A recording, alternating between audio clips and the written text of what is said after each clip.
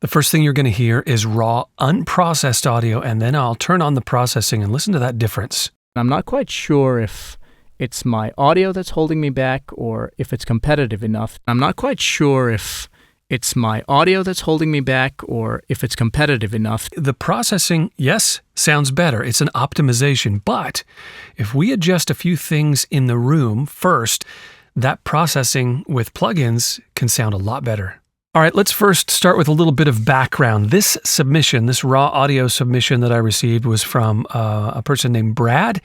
And really, he wants to know if it's his talent that's holding him back, that's preventing him from becoming competitive, or if it's something else, if it's the sound. And I think that is something that's pretty common. We want to know where we stand.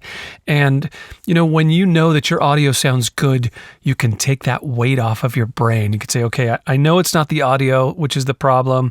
I know it's not, or if it is the audio, you could say, okay, I know it's not my talent that's holding me back. I've got something I've got to deal with in the audio so I could become competitive and sound as good as everybody else. And that doesn't only go for voiceover artists or actors. That goes for anybody. If you're creating content online, if you're doing YouTube videos or Instagram posts, or you're marketing a product or whatever. So a little background on what we heard. This microphone is a Rode NT1 microphone, absolutely good enough to provide a professional quality if you are competing or if you are creating content on a professional level. He's going into a Scarlett 2i2 audio interface, especially the Gen 3 or Gen 4 Scarletts. The modern audio interfaces, even if they're the small entry-level ones, are more than capable of creating professional-level audio these days. It appears to me that Brad is in kind of a confined, smaller space when he's recording, and he just really wants to understand how his current setup is comparing to a professional threshold. Where does his audio stand? What I want to do now is examine and listen really closely to the raw audio capture. That's where I start because that really gives me a picture into what we're dealing with, if there are any challenges in the room. And that raw audio capture, when you're dealing with just your voice on a microphone and you're making voiceover content or you're creating any type of content with your voice, that raw audio capture is the foundation. Everything else builds on top of that. So I'm going to listen again to the raw audio capture, and I'll tell you what I'm hearing. I'm not quite sure if it's my audio that's holding me back or if it's competitive enough to submit, or if it's my performance. There are three different things that stand out to me when I'm listening intently, when I'm listening really critically to this raw audio capture. The first thing is I'm hearing some noise. And if you take a look at the file that was first sent to me by Brad, it's extremely low. And so right away, this lets me know we've got a gain staging problem. For me to bring this audio file up to what I require as a proper recording level, peaking at no more than -6, I had to increase the gain on my end by over 22 dB. When you're that far off on your gain, that can change the tone and modify the tone of a recording. A gain staging problem is one thing, and the noise is the second thing, which is kind of related to that, right? Because when you have the wrong type of gain staging, that can interject noise into your raw audio capture. The other thing I'm hearing is a lower mid-range imbalance. So I'm hearing a low mid-range frequency, a lot more than I'm hearing all the other frequencies. His voice kind of sounds dark. The low frequencies, the mid frequencies are much louder and they're overshadowing the high frequencies. So if you lower those mid frequencies that are overabundant, it will allow the higher frequencies to become more apparent. And I think that's what's happening. It's pushing the whole audio spectrum or frequency spectrum to feel and sound more dark. And we want balance. I want to hear each frequency space evenly, and that balance really gives that clarity and that forward sound. Let's go back to the audio file, and we're just going to do some frequency balancing here. This is real general stuff, but I want to illustrate for you that high frequency imbalance that I'm hearing. So if I look at the file when I play this raw file, I'm not quite sure if it's my audio that's holding me back or if it's competitive enough. This yellow line is showing me the peak frequencies in all the frequency spaces. And you can see it's like a mid hump, right? It's got this higher section right here and everything else is lower. I'm going to pull down that mid-range frequency space that's overabundant. And then I'm going to raise up the entire frequency space in all frequencies so it matches and you can hear the difference. I'm not quite sure if it's my audio that's holding me back or if it's competitive enough to. And now I'll raise the whole thing up. So when we toggle this EQ change back and forth, what you're only hearing is the tone difference. I'm not quite sure if it's my audio that's holding me back. I'm not quite sure if it's my audio that's holding me back. I'm not quite sure if it's my audio that's holding me back. What's happening here, if you look at the EQ, this is a pretty big dip, right? I'm changing a big space. And, you know, I could even go further and change more of the tone, which is probably going to be closer to what I would do if I wanted to balance this out. And I did, and I'll play for the before and after the whole processing chain for you. But let's listen to that before and after. I'm not quite sure if it's my audio that's holding me back or if it's competitive enough to. This big carve that I'm doing with the EQ just to get a balance is forcing the EQ to have a lot of pressure on this audio. The thing that I want you to understand is I'm being forced to use EQ to compensate for a problem.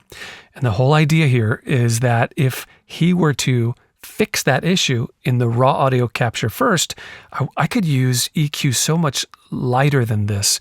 And instead of having to compensate and fix that problem, then I could use the EQ to shape and modify and sweeten and refine the audio. When you have an issue in your raw audio capture, then you're using the plugins like EQ and compression and de-essing and balancing and all those extra tools that we have. They're being used as a Band-Aid, right? It's a compensation. It's improving the audio, but it's not as natural. And I think that's the biggest thing, right? We want a natural sound when we're communicating with our voice, when we're creating content to relay a message, to transmit emotion, if we're telling a story for an audiobook or a marketing piece or our YouTube content that we're trying to grow an audience with, right? We want to make that we want to tell that story and make that emotional connection in a natural way. I don't want you to hear the processing. I want you to hear my voice and feel my vibe when I'm telling you a story. That is what is going to help you connect with an audience. So the idea here is, and the big theme is, when you get your raw audio capture process right, and you're able to have a minimal amount of raw capture issues, it allows the plugins to refine instead of compensate. Raw audio capture problems fall in one of these 6 categories, and the gain structure is definitely one of the issues because, we've got that noise, and visually I was able to see that his gain was so low I had to raise it over 22 decibels to get into a proper recording level. But the major factor, the major thing that is causing the problem with the raw audio capture is definitely the room. I'm getting short reflections that are amplifying those low mid frequencies for Brad, and what's happening is it's modifying the tone and creating a big imbalance. And if I'm forced to use processing like EQ and compression to compensate, like I am here, I'm having to push those mid frequencies down to get a balance. If I have to compensate, that tells me you're below the threshold. That means we can do some work in the raw audio capture to get you above the threshold. Then we can have less pressure on the plugins, and that's going to give us a much better sound. Let's listen to the completely unprocessed file again, and then I'll engage the custom processing that I've done now that we have a kind of a different perception of really what's going on. I'm not quite sure if it's my audio that's holding me back or if it's competitive enough to submit. Or if it's my performance. I'm not quite sure if it's my audio that's holding me back or if it's competitive enough to submit, or if it's my performance. It's an improvement. It does sound good. The custom processing setting that I've created to do all those balancing, corrective measures have definitely improved his audio. It sounds better. I just want you to understand that it could sound even better than this if we were to go back. It's all about the raw audio capture. Is the room interacting with your voice? Is the microphone picking up your direct voice, but also some reflections? Is that causing an imbalance? Is the position of your mic where it's pointing, is it pointing in such a way that it's actually picking up more reflections than it needs to? Is the mic position in the room, can that be modified? Is your gain staging correct? Are you getting the proper level? Are you too far or too close to the mic? Because that would modify how much gain you need to get the proper level. It's all a big equation, and there are plenty of issues and plenty of solutions.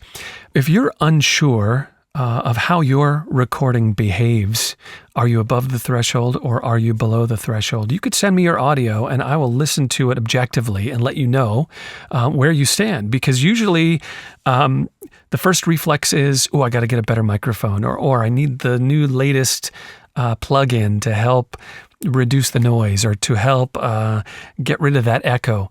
Those things are compensating. What we really want to do, if you want to have the most natural performance and the most natural presentation, and that's what we want when we're telling our story, you really need to get that raw audio capture process. How you get your mic into the microphone, that has to be solid. It has to be stable and balanced to begin with, and I can help you with that.